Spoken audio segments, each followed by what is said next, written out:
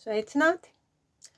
Šoreiz pastāstīšu jums par divām ķīniešu tradicionālajām schēmām, jeb attēliem.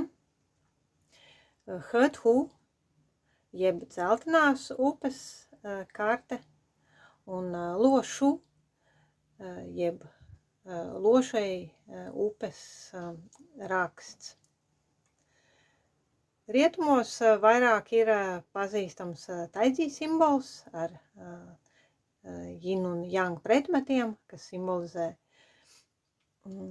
vienotību, pretmetu mijiedarbību, bet šīs divas schēmas ir drusku mazāk zināmas, bet Ķīnā ļoti plaši diskutētas un jau kopš seniem laikiem dažādās zinātnēs pazīstams, saistās gan ar daoismu, gan ar pārmaiņu kanonu, gan ar kosmoloģiju, arī ar neokonfuciānismu, bet to aizsākumi ir diezgan mistēriski.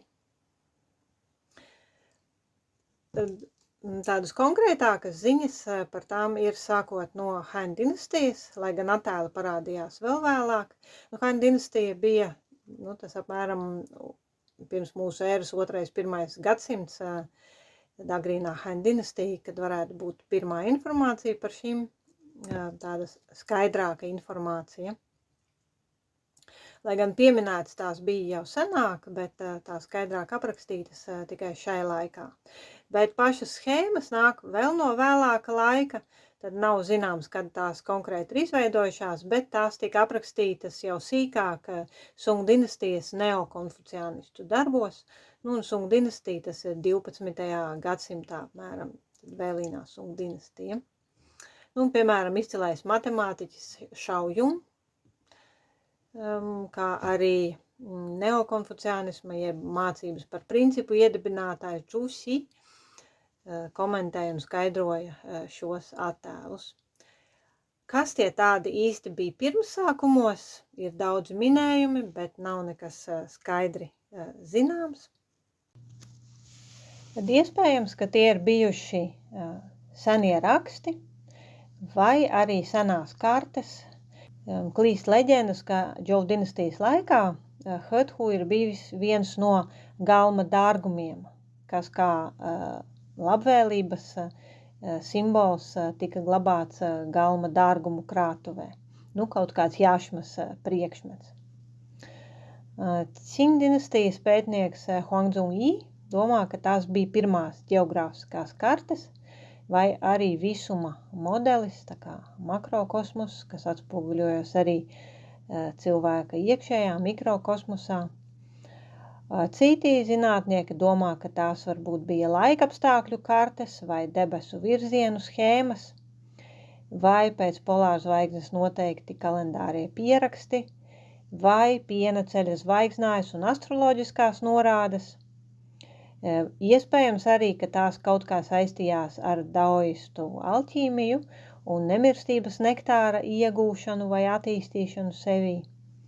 Vai arī tie varbūt bija reāli musturi, ko varēja ieraudzīt uz bruņurupuču bruņām vai uz kāda cita dzīvnieka ķermeņa.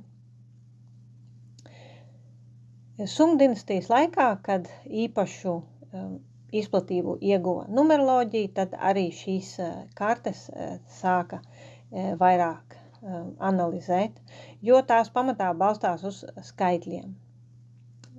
Tad uz 9 vai uz 10 skaitļiem.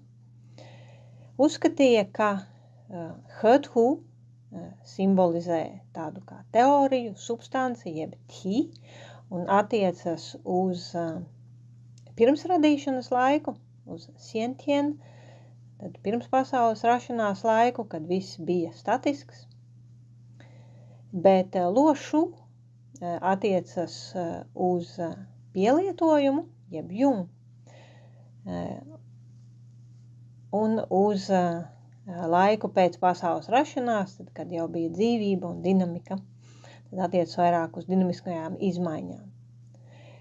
He-tu asociēja ar savienošanu, lo-shu asociēja ar sadalīšanu. He-tu ir vairāk tāda kā kvadrātiska,